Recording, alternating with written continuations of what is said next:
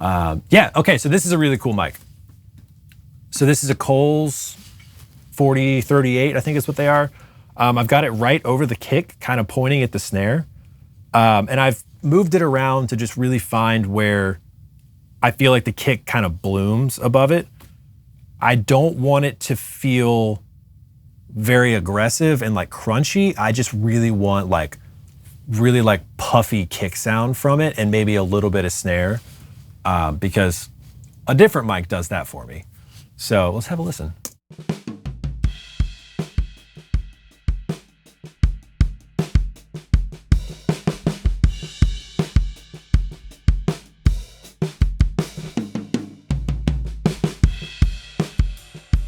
Yeah, so it's interesting. You can kind of hear when it gets to the toms, the rack tom kind of gets lost, but the floor really comes through, which is interesting just how it picks it up. But like I said, I'm not too concerned with anything else other than the kick.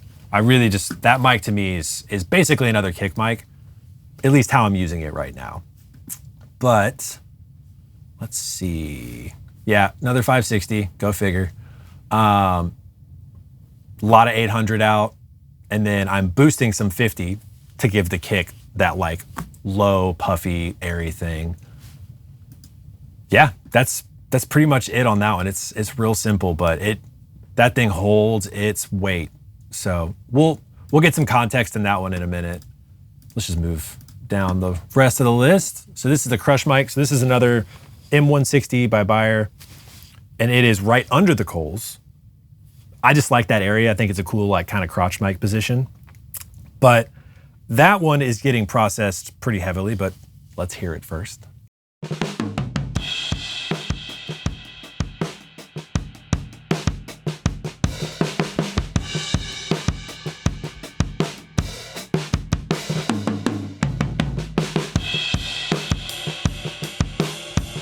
I think that's a really cool picture of the kit. I think that mic EQ'd the right way could just be the whole sound. And it's obviously very compressed, which is how I like to do it. But I think if you took some of that compression off, I think it could really be its own mic, just its own drum sound. But let's talk about why I compress it and how I compress it.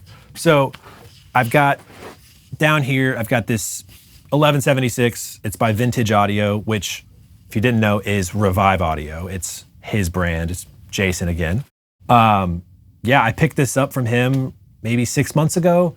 Yeah, so I usually use that on vocals, but I was like, man, I gotta use it because I got it.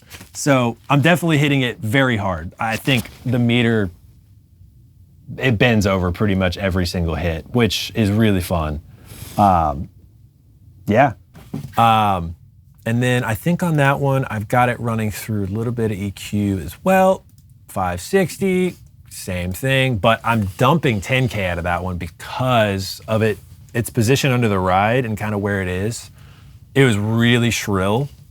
And I was already getting so much of that from other mics, that like high-end, high-fidelity information. So I wanted to just get rid of it there. More 800 out, and then 400 out as well, because that was a real MIDI mic, and I hate mids right now. So we'll see if that changes. Been watching a lot of Eric Valentine videos, and watching him push mids is the weirdest thing I've ever seen, but it sounds great. Don't hate me. Cool. Let's move on to the last mic, which is arguably my favorite mic on the whole kit, and arguably probably the least usable kit or mic on the kit. So let's just let you hear it and let you figure out what it is.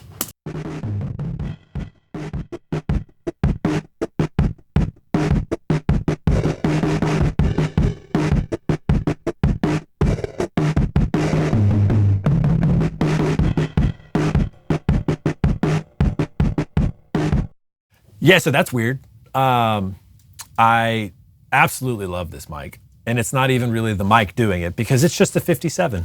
But I've got an SM57 kind of tucked up under my kick drum, really just to reject cymbals. That's where I found this trick works the best. When you don't have a lot of cymbals running through it, it really does the gatey kind of like distortion thing really really specially. But it is a Tech 21 comp torsion pedal. Don't hate me for giving away secrets. You know who you are.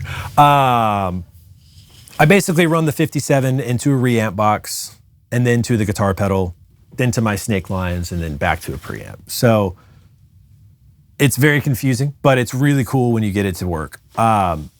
Running drums to the guitar pedals has been something that I've been really experimenting with the last couple years, and I think a lot of us have. I know a lot of us have because I've been learning from everyone. But this was one pedal that I worked with, well, I got to play with in a recording session that I got to be a part of, and I just loved it. So I went and bought 3 of them.